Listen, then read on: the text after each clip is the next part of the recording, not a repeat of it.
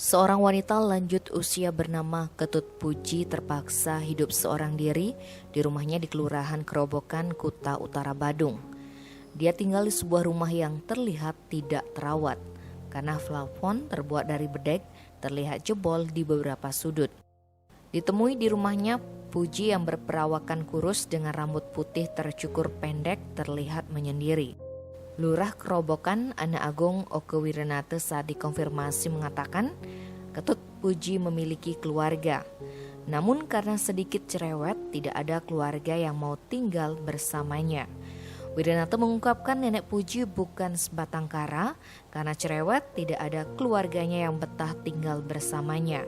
Sebelumnya rumah yang ditempati Ketut Puji sempat disewakan karena alasan yang sama.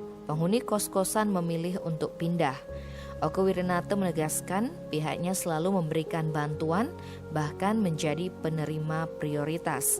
Hal ini juga dibenarkan anggota DPRD Badung Dapil Kerobokan Ana Agung Ketut Nadi Putra. Pihaknya mengaku kerap memberikan bantuan karena tabiatnya yang cerewet, pihak keluarga tidak mau tinggal bersamanya. Tim Bali Express melaporkan.